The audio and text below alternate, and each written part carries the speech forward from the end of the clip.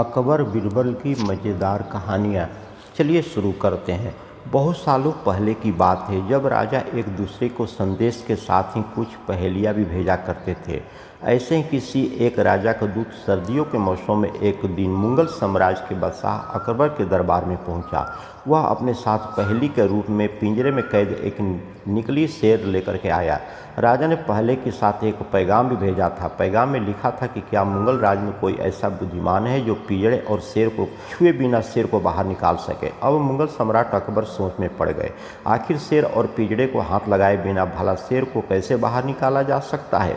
पहेली के साथ भेजे गए पैगाम में यह भी साफ लिखा था कि पिंजरे के शेर को बाहर निकालने के लिए एक व्यक्ति को एक ही बार मौका मिलेगा। अकबर काफ़ी परेशान हो गए। उन्हें लगा कि यह तो बहुत ही मुश्किल और अगर शेर को पिंजरे से बाहर नहीं निकाला जाए तो मुगल राज की काफ़ी बदनामी होगी। ये सब सोचते सोचते उन्होंने दरबार में मौजूद सभी की तरफ देखते हुए पूछा, कोई जो इस पहेली को सुलझा सकता है। लेकिन हर कोई इसी सोच में डूबा था कि आखिर यह संभव कैसे हो सकता है। अकबर के पूछने पर जब किसी ने जवाब नहीं दिया तो उन्होंने अपने वजीर बीरबल की याद करने लगे।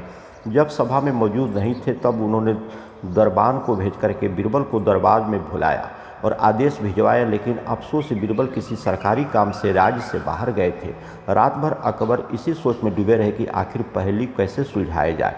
दूसरे दिन फिर दरबार लगा लेकिन बीरबल की कुर्सी खाली देख करके अकबर उदास हो गए। बादशाह ने एक बार फिर दरबारियों से पूछा, क्या किसी के पास इस शेर को पिंजरे से बाहर निकालने की कोई तरकीब है।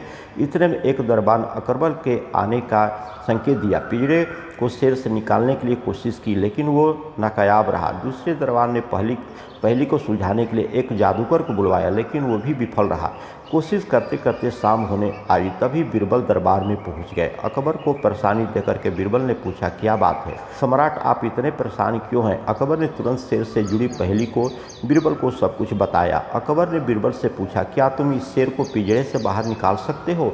बीरबल ने कहा, हाँ मैं कोशिश कर सकता हूँ। अगर बहुत खुश हुए क्योंकि मुगल साम्राज्य में बीरबल के जैसा बुद्धिमान और चतुर दूसरा कोई व्यक्ति नहीं था।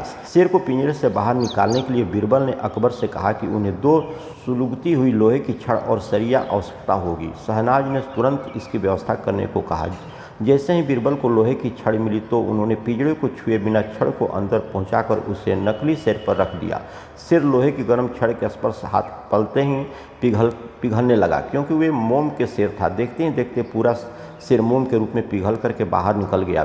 बीरबल की इस अक्लमंदी पर अकबर बहुत ही प्रसन्न हुए। उन्होंने बीरबल से पूछा, बीरबल आखिर तुम्हें पता कैसे लगा कि यह पिंजरे के अंदर मोम का शेर कैद है। बीरबल ने बड़ी ही नम्रता से जवाब दिया, हजूर बस शेर को गौर से देखने की ज़रूरत है। मैंने जब पहेली के बारे में जानने के बाद उसे गौर से देखा तो लगा कि यह मोम का शेर हो सकता है। साथ ही राजा ने यह भी नहीं बताया कि इस शेर को कैसे बाहर निकाला तो मैंने उसे पिघला करके बाहर निकाल दिया। इधर दरबार में बीरबल की जय जयकार होने लगी।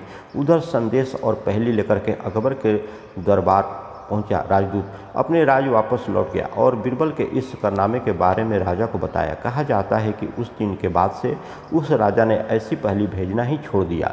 कहानी से शिक्षा दोस्तों, अक्लमंदी से सब कुछ संभव है। हर जगह बल नहीं बल्कि बुद्धि का ही प्रयोग होता है। दिमाग से हर समय समाधान हो सकता है। तो दोस्तों कैसे लगी आपको यह कहानी कमेंट बॉक्स में ज़रूर बताइए। वीडियो को लाइक कर दीजिए और चैनल को सब्सक्राइब कर दीजिए। Thanks for watching.